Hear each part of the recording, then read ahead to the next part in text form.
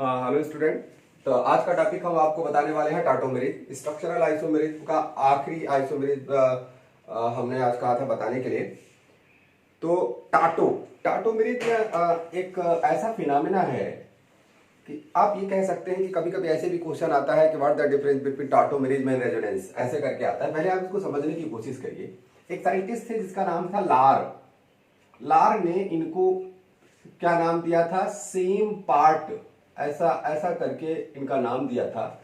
लेकिन एक सीधी सी बात है, दुनिया में बहुत सारे ऐसे मॉलिक्यूल हैं जो सोल्यूशन में एक पार्ट में दूसरे पार्ट में क्या करते हैं, शिफ्ट होते रहते हैं, एक फॉर्म से दूसरे फॉर्म में शिफ्ट होते रहते हैं सोल्यूशन में, और एट ए टाइम दोनों फॉर्म पाए जाते हैं। कभी कभी क्या होता है कि मान लो कोई फॉर्म ज्यादा स्टेबल है तो ज्यादा मात्रा में पाया जाएगा, कम स्टेबल है कम मात्रा में पाया जाएगा।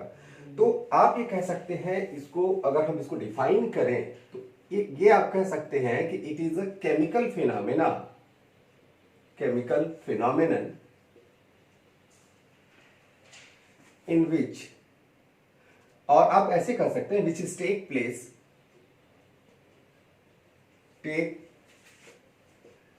Place in liquid state. आप ऐसे कर सकते हैं, अब better you can take in solution, है ना। सोल्यूशन में पाया जाता है, और ये आप ध्यान रखना है केमिकल फिनोमेना है। और एक सिंपल सा सबसे पहले नंबर की इसकी हिस्टोरिकल अकाउंट पे हम नहीं जानते। जो पहला स्पीसीज था जिसमें एसिटिक एस्टर, वो पहला स्पीसीज जहां ये टाटोमेरिज का फिनोमेना देखा गया था, और इसमें बहुत सालों तक कंफर्मेशन नहीं हो पा रहा था कि हमारा मॉलिक्यूल कैसे एग्जिस्ट करता है कैसे नहीं। एक स्पीसीज था जिसका नाम था एसिटोएसिटिक एस्टर। आप देखिए इसको, अगर आप ध्यान से एसिटोएसिटिक एस्टर को डबल बॉन्ड O(C2H5), कुछ साइंटिस्ट बोलते थे कि कंपाउंड ऐसे पाया जाता है, और कुछ साइंटिस्ट ये बोलते थे कंपाउंड हमारा ऐसे पाया जाता है। यही acetoacetic ester, C double bond O और C2H5। फिर पता लगा प्रैक्टिकल करने पर ये देखा गया कि एट ए टाइम यानी सोल्यूशन में दोनों कंपाउंड एग्जिस्ट करते थे। हाँ, एक फॉर्म ज्यादा पाया जाता था, एक फॉर्म कम पाए जाते, बट बोथ फॉर्म एग्जिस्टेड। तो बाद में ये हुआ कि ये सोल्यूशन में एक दूसरे से ये क्या होते हैं, एक दूसरे फॉर्म में ये कन्वर्ट होते रहते हैं। और कन्वर्जन में सबसे बड़ा इंपॉर्टेंस आपको देखा, कोई भी स्पीसीज एक फॉर्म से दूसरे फॉर्म में अगर कन्वर्ट हो जाती है, अपने आप कन्वर्ट हो जाती है, उनके बीच में एनर्जी का डिफरेंस होना चाहिए।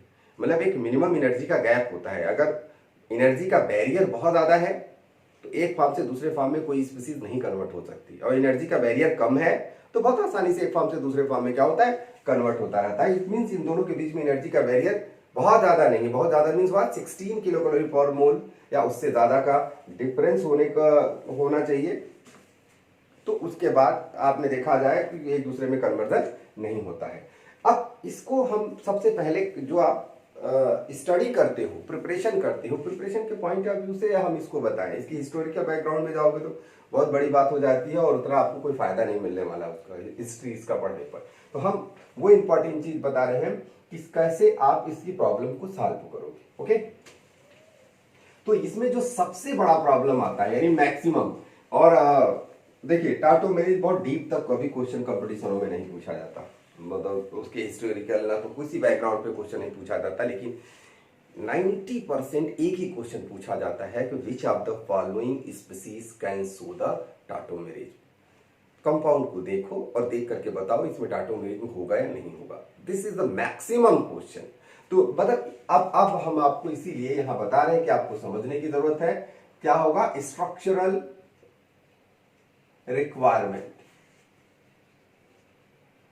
रिक्वायरमेंट यानी ये टाटोमेरिज के लिए स्ट्रक्चरल रिक्वायरमेंट क्या है। स्ट्रक्चरल रिक्वायरमेंट बहुत ध्यान से आप देखने की कोशिश करो। मैं आपको ये बताता हूं, जैसे मान लीजिए आपके पास कोई फंक्शनल ग्रुप है, और एक भी मैं आपको बता रहा हूं के एटम ऑफ फंक्शनल ग्रुप, ठीक, फंक्शनल ग्रुप। अब के atom of the functional group किसको कहते हैं। अब सोच लो आपके पास हमारे क्या है, OH यानी अल्कोहल एक फंक्शनल ग्रुप है, उसका ऑक्सीजन क्या होगा, के एटम। ध्यान समझ में आया। अगर आपके पास NH2 है तो कौन सा के एटम है, नाइट्रोजन इज द के एटम। अगर आपके पास कोई कार्बोक्सिलिक एसिड है तो कार्बन इज द के एटम। ओके, अगर आपके पास साइनाइड है तो आपने देखा कार्बन इज द के एटम। अगर आपके पास एल्डिहाइड का कोई फंक्शनल ग्रुप है तो यहाँ पे क्या हो गया, दिस कार्बन इज द के एटम। एक सिंपल सा तरीका देखिए, किसी फंक्शनल ग्रुप का के एटम, और अब आप यहां समझने की कोशिश करिए, इफ के एटम ऑफ, ध्यान रखिएगा, के atom of functional group, functional group. अब आपको के एटम एक आइडिया लग गया होगा, हम के एटम किसको बोलते हैं। Attached with more electronegative atom, ध्यान रखना, मोर इलेक्ट्रोनेगेटिव एटम, यानी अपने से ज्यादा इलेक्ट्रोनेगेटिव, ध्यान रखना, जो के एटम है वो अपने से ज्यादा इलेक्ट्रोनेगेटिव से एटम से attached with more electronegative atom through multiple bond, ऐसे देखिए। और अगर हम मल्टीपल बॉन्ड के बारे में बात करते हैं तो बहुत इजीली आप एक कह सकते हो, कैसे bond, pi bond. Multiple bond में पाई बॉन्ड पाया जाता है, multiple bond. And if the alpha carbon of this functional group, ध्यान रखना, बहुत ध्यान से देखिए तभी तो आपको ये बात समझ में आएगी। If the alpha carbon of this functional group sp3 hybridized, sp3 का हाइब्रिडाइजेशन हो, as well as having at least one alpha hydrogen, इतनी अगर कंडीशन रखता है तो स्पीसीज टाटोमेरिज्म शो करेगा इन सोल्यूशन में। एग्जांपल सा जो मैंने अभी आपको तरीका बताया, उस तरीका से आप एग्जांपल देखने की कोशिश करो। द के atom of the functional group attach with more electronegative. एक एग्जांपल मैं दे देता हूं, जैसे आपके पास ये साइनाइड है, सपोज हम एल्डिहाइड ले लेते, चलो साइनाइड ही ले लेते हैं, आपके सामने यहाँ है साइनाइड ही है, वही ले लेते हैं एग्जाम्पल। ये के एटम है, अपने से ज्यादा electronegative, attach with more electronegative atom, carbon अपने ज्यादा इलेक्ट्रोनेगेटिव एटम से अटैच है, किससे, नाइट्रोजन से अटैच है, ये आपको दिखाई दे रहा है, पहला नंबर देखिए। And if the alpha carbon of this functional group, इस फंक्शनल ग्रुप जिस कार्बन से अटैच होगा, इसी कार्बन का नाम होगा क्या, अल्फा कार्बन। चलो इसको भी देख लेते हैं, ये अल्फा कार्बन हो गया। और if the alpha carbon of this functional group sp3 hybridized, यानी ये sp3 है कि यानी all bonds are single bond, तभी तो sp3 होगा, double, no triple, single bond है। As well as having at least one alpha hydrogen, और इसके पास कम से कम एक अल्फा हाइड्रोजन होना चाहिए, 3 है तो और अच्छी बात है ना। तो इस तरीके से ऐसी स्पीसीज क्या करेंगे, टाटोमेरिज्म शो करेंगे। बड़ा सिंपल सा क्वेश्चन है, बहुत आसानी से आप यहां समझ सकते हैं। कोई फंक्शनल ग्रुप, देखो ये नहीं शो करेगा, ये नहीं शो करेगा, इसको तो अभी आगे चल करके मैं आपको बताऊंगा, दिस कैन, है ना। तो इस तरीके से आप एक पहला पहचान करो कि how you know this species can show the tautomerism, first question. फिर उसके बाद हम उसके आगे की स्टोरी आपको इसमें बताएंगे। ओके, तो हम एक क्वेश्चन देते हैं 4-5 और उसमें आप पहचानो और एग्जांपल बताते हैं कि which can show the tautomerism, which can not. Okay, it is clear. Structural requirement में ही आपको बताते हैं कौन टाटोमेरिज्म शो करेगा, है ना।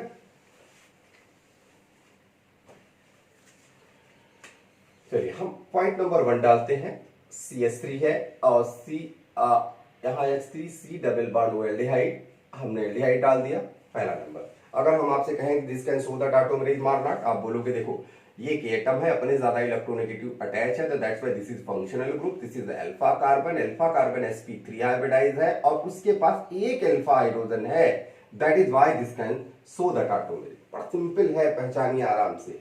दूसरा स्पीसीज देखिए, अगर हमने आपसे दिया कि आपके पास ये स्पीसीज है, CH3 है और ये CH3 है और यहां हमने साइनाइड लगा दिया CN, आप बोलोगे चलो भाई ठीक है, ये हमारा के एटम है, के अपने ज्यादा इलेक्ट्रोनेगेटिव से अटैच है, this is the functional group, this is the alpha position और अल्फा यहां sp3 है, but there are no alpha hydrogen, no tautomerism.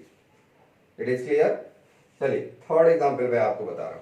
अगर थर्ड एग्जांपल हम आपको ऐसे बता देंगे, चलो हमने ऐसे बनाया, ठीक, और यहां ऑक्सीजन लगाया, यहां ऑक्सीजन लगाया। अब देखो ये हमारा फंक्शनल ग्रुप है, इसका एक ही एटम है, this is alpha position, but this is sp2 hybridize, तो इधर से तो नहीं होना है और इधर से भी नहीं होना है, और इसको देखा जाए तो ना तो इधर पॉसिबल नहीं इधर पॉसिबल है, that is why this can't. Clear, it is clear. चलो 4 नंबर, अगर हम 4 नंबर दे, आप देखिए इस तरीके से स्पीसीज को सी डबल बॉन्ड ओ, और हमने डबल बॉन्ड यहां लगाया, डबल बॉन्ड लगाया, यहां कुछ नहीं लगाया, तो आपने देखा यहाँ दो दो हाइड्रोजन बचे हैं ना, दो दो हाइड्रोजन। और बड़ी खास बात sp3 हाइब्रिडाइज है, ये हमारा कार्बोनिल ग्रुप है, इधर से तो नहीं है, sp2 है बट इधर से sp3 हुआ, that's why this can, no problem. ऐसे और कोई क्वेश्चन हम आपको दे, जैसे मान लीजिए हमने आपको ऐसा प्रॉब्लम दे दिया, यहाँ डबल बॉन्ड लगा हुआ है, यहाँ NH लगा दिया हमने, और यहाँ डबल बॉन्ड लगाया, तो देखो इनकी वजह से इधर sp2 है, नॉट पॉसिबल, नॉट पॉसिबल। इनकी अपने से ज्यादा इलेक्ट्रोनेगेटिव से पाई बॉन्ड से जुड़े हैं, बट इधर this is sp2 hybridizer, this is sp2 hybridizer, that's why not possible, है ना। तो देखिए अगर आपको ऐसे कोई क्वेश्चन मिल जाए, यहाँ लगा रखा है, यहाँ लगा रखा है, आप देखो अब ये हमारा कार्बोनिल कंपाउंड है, अल्फा इधर भी है, अल्फा इधर भी है, ये कार्बोनिल कंपाउंड है, अल्फा इधर भी है, अल्फा इधर भी है, दैट्स व्हाई दिस क्या है ना। आपने देखा, जबरदस्त, बहुत आसानी से शो करेगा।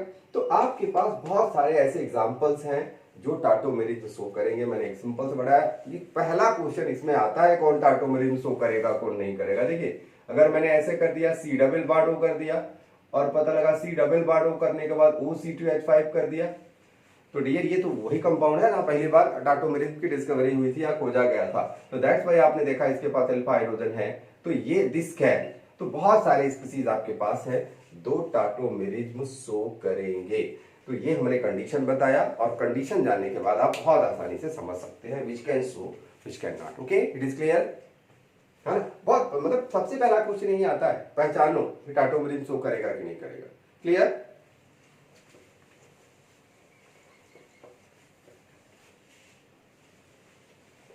ऐसे बहुत सारे स्पीसीज है, आप अपने से बनाओ, अपने से बना करके पहचानो, और मॉडल पेपर्स में क्वेश्चन है, उस क्वेश्चन को करो, तो आपको समझ में आएगा कि आप कहां तक जा रहे हो। ठीक, अब एक सिंपल से क्लासिफिकेशन मैं इसकी बताता हूं। क्लासिफिकेशन बहुत ज्यादा हम चीज नहीं बताएंगे, जितना आपको काम की है।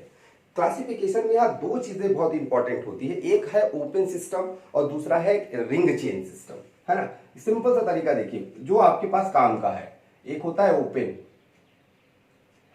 ओपन सिस्टम के बारे में बात करते हैं, क्लोज या साइक्लिक या रिंग सिस्टम आप कर सकते हैं। रिंग सिस्टम, ओपन जो सिस्टम है ये सबसे ज्यादा इंपॉर्टेंट है, और बार बार ओपन सिस्टम ही आपको पढ़ाया जाता है। इसको आयनोट्रॉपी करके नाम से बोला जाता है, आयनोट्रॉपी करके नाम से बोला जाता है।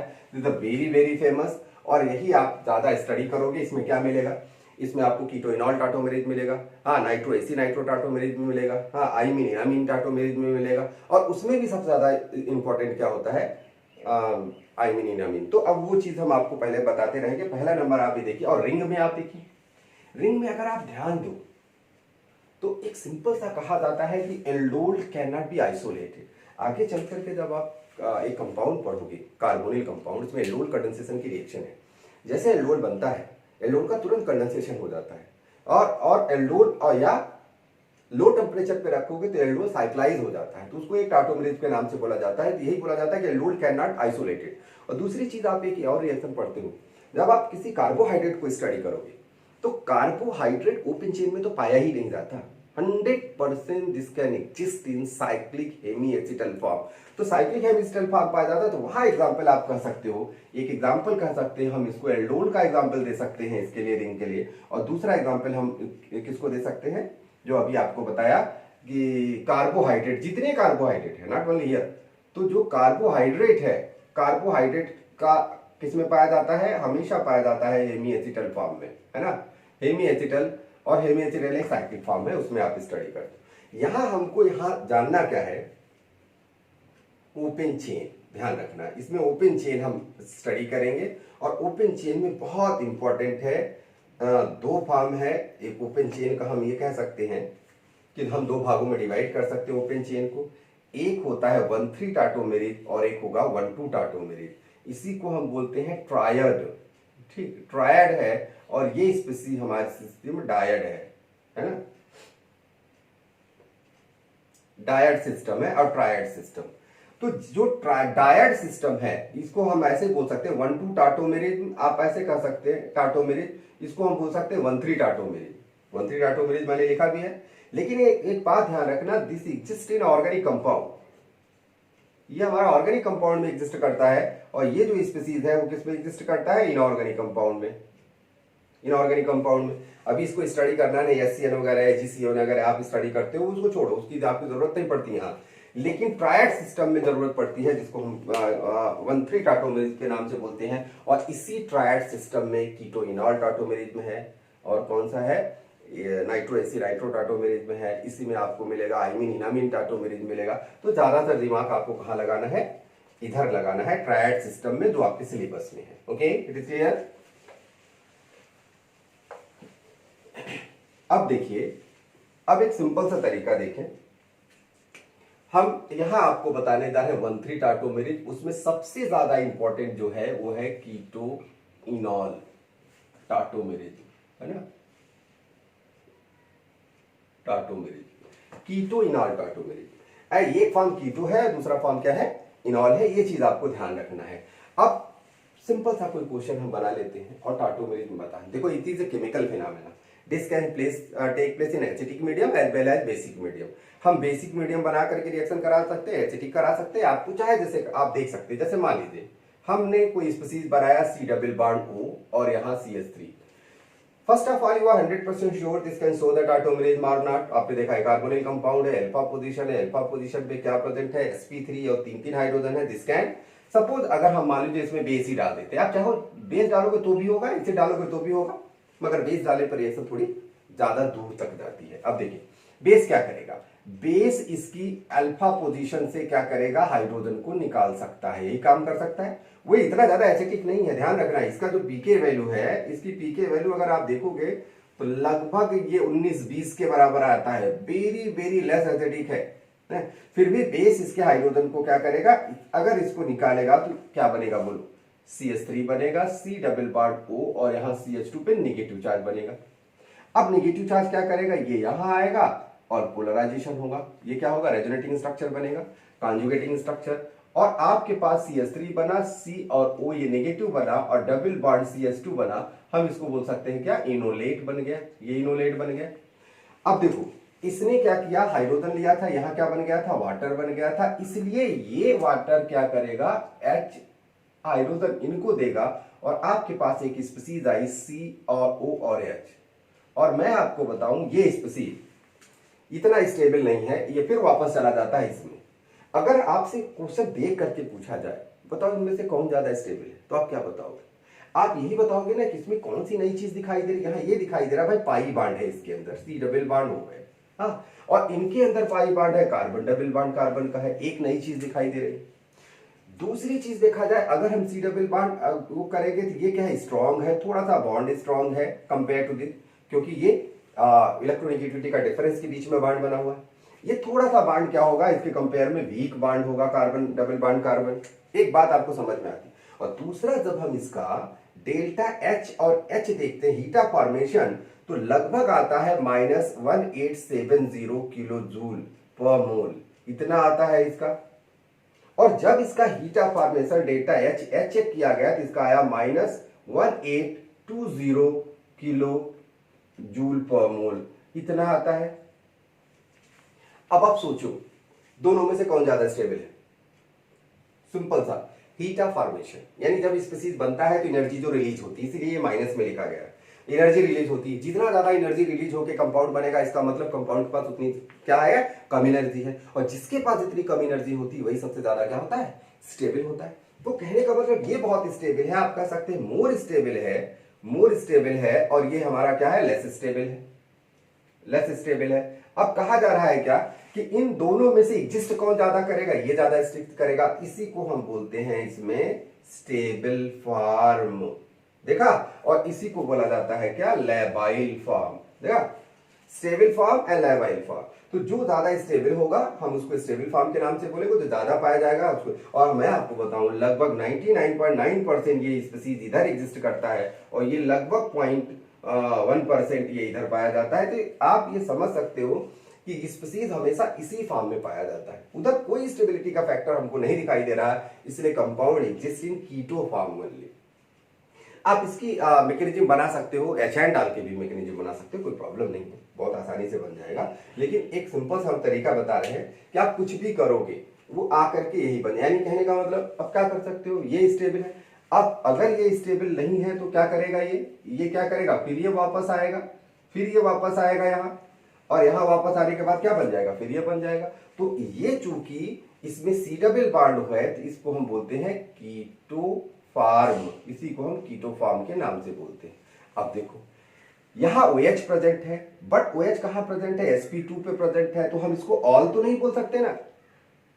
अगर sp3 पे होता तो हम ऑल बोलते, लेकिन sp2 पे है तो हम इसको क्या बोलेंगे, बोलो इन ऑल। डबल बॉन्ड पे OH लगा है तो इसको हम किस नाम से बोलते हैं, इनॉल। तो वो इनॉल फॉर्म है और ये हमारा क्या होता है, कीटो फॉर्म होता है। तो सिंपल कीटो इनॉल फॉर्म में हम बात होती है। और नॉर्मली हम आपको बताएं कि अगर कीटो फॉर्म है और इनॉल फॉर्म है, आप देखेंगे तो कीटो फॉर्म ज्यादा स्टेबल बना इनॉल फॉर्म, बट अपना ये दिमाग मत बनाना कि हमेशा कीटो फॉर्म ज्यादा स्टेबल होता है, इनॉल फॉर्म कम स्टेबल होता है। ठीक, उसके लिए फैक्टर्स है, मैं आपको उसको बताता हूं कौन फॉर्म ज्यादा स्टेबल होगा कौन कम। Okay, it is clear.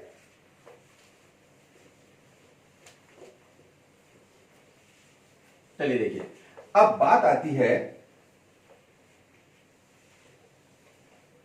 Simple सा है, आप देखिए स्टेबिलिटी का ही अगर हम फैक्टर बार अगर हम यहाँ नजर उड़ाएं कि कौन ज्यादा स्टेबल है और कौन कम स्टेबल है, तो ऐसे में आपको कई चीजें देखना पड़ेगा। पहले में एक बात, एक सिंपल सी बात बताते हैं, जैसे आपको लॉजिक डेवलप हो और आपके प्रॉब्लम सॉल्व हो। सबसे बड़ा प्रॉब्लम यही है कि how you solve your problem. और आप बोर्ड में क्वेश्चन आ गया और अगर कंपटीशन में क्वेश्चन आ गया तो आप कैसे प्रॉब्लम आपका सही हो, उस पर ज्यादा ध्यान आपको देना है। ठीक, आपके पास जैसे मान लीजिए कोई स्पीसीज है, उसमें पहला स्पीसीज मिलेगा क्या, मोनोकार्बोनिल। क्या मिलेगा, मोनोकार्बोनिल। ठीक, मोनोकार्बोनिल कंपाउंड, यानी जिसके पास एक ही कार्बोनिल ग्रुप है। ठीक, एक ही कार्बोनिल ग्रुप है। ऐसे सारे स्पीसीज में आप देखोगे, आप लिखोगे कि यहाँ कीटो फॉर्म ज्यादा स्टेबल है किससे, इनॉल फॉर्म से। ये मैंने आपको पहले भी बताया, आपने अभी आपने देखा भी है, keto form is more stable than enol form, कोई डाउट नहीं। लेकिन एक बात ध्यान रखना कि बट आप ये कह सकते हैं, ऐसे जरूरी नहीं है, बट इफ इनका भी इनॉल is very stable, इनॉल is very stable, अगर ऐसी कोई कंडीशन आ गई मोनोकार्बोनिल में भी, तो ऐसे केस में इनॉल ज्यादा डोमिनेंट हो जाएगा कीटो से। तो इनॉल ज्यादा, कीटो ज्यादा स्टेबल है इनॉल से, एक्सेप्ट मैं आपको कुछ स्पीसीज बता रहा हूं किसके लिए, मोनोकार्बोनिल के लिए। है तो मोनोकार्बोनिल, मगर स्टेबिलिटी किसकी ज्यादा है, इनॉल की ज्यादा स्टेबल है। कैसे, पहला नंबर यह है कि इफ इनॉल इज फिनॉल, अगर कोई इनॉल फिनॉल बन जाए। आप सोचो कि अगर मैंने आपको इस तरीके से स्पीसीज दे रखी है, ये डबल बॉन्ड ये दे रखा है, यहां 2 हाइड्रोजन है, अब इसमें एसिड या बेस डाल दो, या चाइन डालो या OH डालो, दोनों की उपस्थिति में टाटोमेरेज होता है। एसिड या बेस डाला टाटोमेरेज में होगा, बताओ क्या होगा टाटोमेरेज में, हाइड्रोजन कहां जाएगी, मोर इलेक्ट्रोनेगेटिव एटम के पास जाएगी। अब आपके पास स्पीसीज क्या बना, बोलो, स्पीसीज बनेगा ये जैसा है वैसा रहने दे, ऐसा है क्या। अब ये आया, O आया, ये क्या आया, ये डबल बॉन्ड आया और हाइड्रोजन इनके पास चला गया, ये इनके पास चला गया, ये स्पीसीज बन गई। अब बताओ ये स्पीसीज क्या बन गया, ये इनॉल तो बना, मगर ये कौन सा इनॉल है, फिनॉल। और ये देखा जाए तो स्पीसीज क्या है, नॉन एरोमेटिक, देखा। और ये स्पीसीज क्या है, एरोमेटिक है। और इतना ज्यादा स्टेबिलिटी का फैक्टर चेंजिंग आई कि स्पीसीज उसी डायरेक्शन में पाया जाता। हम तो यू कह सकते हैं इसको, ऐसे कर सकते हैं, देखा आपने, यानी ये इसी फॉर्म में ही पाया जाता है, तो वापस आने का कोई चांस नहीं है। और some time this conversion is also known as, ध्यान रखना इसको, this is also known as pseudo tautomerism. Tautomerism बहुत बार क्वेश्चन आया है कि give the example of pseudo tautomerism. Pseudo tautomerism example ये है कि अगर एक ही फॉर्म पूरा पाया जाए, दूसरा फॉर्म एग्जिस्ट ही न करे, फिर भी हम उसमें टाटोमेरिज्म की बात बोलते हैं, तो this is example of pseudo tautomerism. Okay, तो इस तरीके से बहुत सारे स्पीसीज हैं, जैसे हम कह रहे हैं फ्यूजन टाइप, है ना। मतलब इसमें अगर हम बताना जाएं तो ये बहुत लंबा हो जाएगा, इसलिए कि नॉट ओनली हियर, आपको देखना पड़ेगा कि स्टेबिलिटी का फैक्टर क्या इनॉल में है क्या। अगर इनॉल में स्टेबिलिटी का फैक्टर आया तो इनॉल ज्यादा स्टेबल होगा हमेशा कीटो फॉर्म से, ये बात हमेशा ध्यान रखने की कोशिश करिएगा। और जैसे मैंने आपको बताया इनॉल फिनॉल हो जाए, जैसे मैंने ये बताया इनॉल के अंदर एक्स्ट्राऑर्डिनरी हाइड्रोजन बॉन्डिंग की कंडीशन आ जाए, भले वो मोनोकार्बोनिल हो चलेगा, कोई दिक्कत नहीं। मान लो इनॉल के अंदर कुछ ऐसी पॉसिबिलिटी आ जाए जो आपको दिख रहा है इसके अंदर एक्स्ट्राऑर्डिनरी स्टेबिलिटी है, तो वहां हमेशा इनॉल फॉर्म ज्यादा स्टेबल बनेगा। चलिए हम आपको डाई कीटो में बनाते हैं, इसमें भी बहुत कंडीशंस हैं, एक सिंपल एग्जांपल मैं आपको बताया। अब हम आपको डाई कार्बोनिल के बारे में बताते हैं।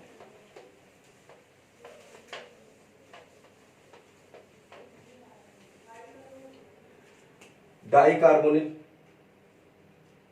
अब आपके पास जो डाई कार्बोनिल हो तो बहुत सारे डाई कार्बोनिल होगा, जैसे 1,2 di carbonyl, 1,3 di carbonyl, 1,4 di carbonyl, 1,5 di carbonyl, 1,6 di carbonyl.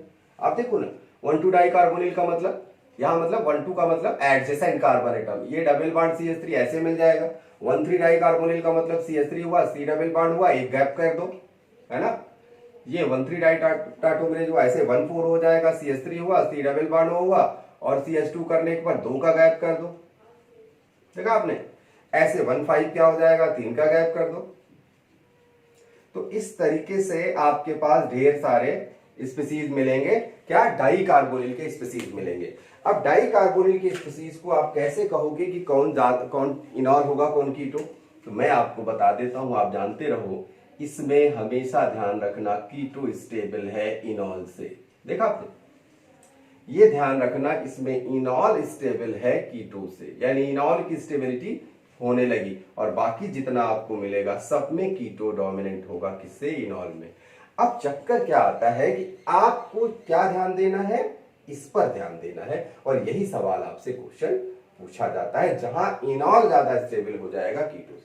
और इनका क्यों नहीं स्टेबल होगा, आपको पता है ये मोनो डाई कार्बोनिल है, बीच में सिग्मा बॉन्ड है, सिग्मा बॉन्ड में क्या होता है, फ्री रोटेशन, और ऐसे में एक दूसरे से जब रिपल्सन होगा और बीच में आपने देखा बीच में सिग्मा बॉन्ड है, तो ये मूव कर सकता है चारों तरफ, और मूव करेगा तो ये क्या करता है, ऐसे एग्जिस्ट कर जाएगा। क्या कर लोगे इनका, यानी ये एक कीटो फॉर्म यहां पाया जाता है, एक कीटो फॉर्म यहां पाया जाता है, ये इधर चला गया, ये इधर चला गया, और ये स्पीसीज का डाइपोल मोमेंट 0 हो गया, ये स्टेबल है।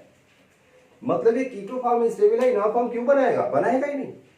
आपने देखा ना, तो इस तरीके से बहुत आसानी से आप इस बात को समझ सकते हो कि डाई कार्बोनिल में जो स्टेबिलिटी का फैक्टर आएगा वो कहां आएगा, 1,3 में, और हम सिर्फ 1,3 के बारे में थोड़ा सा आपको इसमें बताएंगे। Okay, it is clear. और आपको यही ध्यान देना है, क्वेश्चन इधर ही आना है।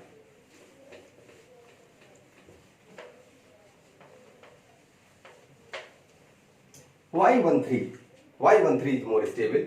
तो आप देखिए इसी को 1,3 टाटोमेरिज के नाम से, कीटो इनॉल टाटोमेरिज तो है ही है, 1,3 क्यों बोलते हैं। आप देखो CH2 है, डबल बॉन्ड CO और CH3, इसमें आप एसिड डाल दो या बेस डाल दो, टाटोमेरिज में हो जाता है, एसिड या बेस डाला। अब उनका क्या है कि यहाँ कार्बोनिल है, अल्फा यहाँ भी, अल्फा यहाँ, अल्फा यहाँ, लेकिन ये ध्यान मैं आपको बताना चाहूंगा, इसी को हम स्पीसीज को बोलते हैं क्या, एक्टिव मेथाइलिन ग्रुप। क्या, मेथाइलिन ग्रुप किस नाम से बोला जाता है, एक्टिव मेथाइलिन ग्रुप। यानी ये मेथाइलिन ग्रुप है और बहुत एक्टिव है, क्यों, क्योंकि इसका जो pKa वैल्यू है वो लगभग 8.5 है। आप सोचो फिनाल से भी ज्यादा एसिडिक है ये। जैसे बेस डालोगे HIN यहां से निकल जाएगा और हाइड्रोजन यहां से निकलेगा, तो यूनो वेरिएबल क्या होगा, देखो C डबल बॉन्ड हो, CH यहां नेगेटिव चार्ज आ गया, टाटोमेरिज भी किधर भी जा सकता है, इधर भी इधर भी, तो ये टाटोमेरिज भी इधर भी जा सकता है। आपने देखा टाटोमेरिक स्ट्रक्चर बनेगा तो क्या बनेगा, OH यहां हो गया ना, CH C डबल बॉन्ड हो और CH3 बन गया, ये बन गया इनॉल। अब क्या डिफरेंस है बताओ इन दोनों के इनॉल में।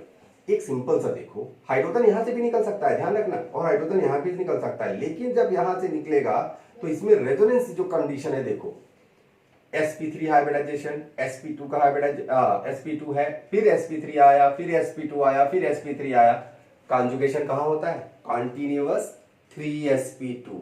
इसके अंदर कॉन्टिन्यूअस 3sp2 है क्या, नो, sp3 sp2 आया ना, फिर sp3 आया, फिर sp2, फिर sp3, but here you consider sp2 hybridization, sp2 हुआ, इधर sp2 हुआ, है ना। तो इसके अंदर एक रेजोनेंस है, कॉन्जुगेशन है, और रेजोनेंस जो कॉन्जुगेशन है वो स्टेबिलिटी को बढ़ाता है, और दूसरा इसमें स्टेबिलिटी बढ़ाने का जो फैक्टर है वो फैक्टर क्या है, वो फैक्टर है हाइड्रोजन बॉन्डिंग। तो there are two factor by which this can stabilize, तो दैट इज वाई यहाँ इनॉल कंटेंट हमेशा ज्यादा पाया जाता है कीटो कंटेंट से। और मैं आपको बताऊं इस कंसीडर में अगर हम इस स्पीसीज से कंसीडर करें तो लगभग 77%, 77% इसमें क्या पाया जाता है, इनॉल कंटेंट पाया जाता है। यानी देखा आपने एकदम पूरा डोमिनेंट फैक्टर हुआ इनॉल कंटेंट का। तो और इनॉल कंटेंट दो ही चीज पे डिपेंड करेगा, एक एनायन की स्टेबिलिटी पे डिपेंड करेगा, जिसका एनायन जितना ज्यादा स्टेबल होगा, जितना हाइड्रोजन जितने आसानी से निकल जाएगा उसका, और दूसरा नंबर बनने के बाद जो स्पीसीज बन रही है उसकी स्टेबिलिटी का फैक्टर आपको देखना पड़ेगा, तब ज्यादा होगा। यानी ये दो फैक्टर है जिसकी वजह से आप बहुत आसानी से पहचान सकते हो। इसमें बहुत आगे चीजें हैं, लेकिन ये क्वेश्चन इतना ज्यादा नहीं क्वेश्चन पूछा जाता, आपको पहचानना क्या है। कभी कोई रिएक्शन आपने कराया, मान लीजिए आपने एल्काइन पे कोई रिएक्शन कराया, इसका ध्यान बहुत जो मिनिमम कंडीशन पे एल्काइन पे आप रिएक्शन कराया, मान लो HOH का एडिशन रिएक्शन कराया CH-CH। अब HOH का एडिशन रिएक्शन हो गया और ये CH-CH था, एक पर OH लगा और एक पर लगा H, ऐसे बन गया। मगर ये तो sp2 पे बना हुआ है ना, तो ये इनॉल बन गया, ये स्टेबल नहीं होगा तो तुरंत क्या हो जाएगा, इसमें टाटोमेरिज्म हो जाएगा। टाटोमेरिज्म हुआ तो आपके पास COH हुआ और CH3 और ये आपका आंसर कभी नहीं होगा। आंसर आपका क्या होगा, ये आंसर होगा। Okay, it is clear. तो ये हम एक बेसिक चीज बताया, इसमें अभी और बहुत सारी चीजें बताने के लिए है, लेकिन हमने एकदम एक आउटलाइन आपको बताया। बाद में भी कोई स्लाइड मैं बना करके आपको बता दूंगा इसमें कि कैसे स्टेबिलिटी का फैक्टर इसमें और चीज क्या मटेरियल्स इसमें यूज किया जाएगा। बहरहाल अभी मैं आपको सिर्फ इतना बताता हूं इसमें टाटोमेरिज्म में, और आप इसको देखिए और एनालाइज करिए, प्रॉब्लम सॉल्व करिए। मैंने आपको बताया मैक्सिमम क्वेश्चन कहां से आता है, मैक्सिमम क्वेश्चन आता है टाटोमेरिज्म का, कि how you know this species can show the tautomerism और नॉट। यानी 90% आपका क्वेश्चन उधर से आएगा, आप उसको करिए। और दूसरा जो क्वेश्चन आता है वो सिंपल सा 1,3 टाटोमेरिज्म क्या है, इसको कीटोइनॉल टाटोमेरिज्म बोलते हैं। क्यों 1,3 क्यों बोलते हैं, क्योंकि हाइड्रोजन 1 नंबर से 3 नंबर पे जाता है इसलिए बोलते हैं। बाकी एक छोटी मोटी चीजें हैं। और आप ऐसा करिए, मेरे चैनल को आप सब्सक्राइब करिए और इसको लाइक करिए और आगे इसको बढ़ाइए, जिससे हम आगे चल करके जितने भी प्रॉब्लम बनाए हम इसमें कोर्स बनाए आप तक पहुंचता रहे हमेशा टाइमली। ओके।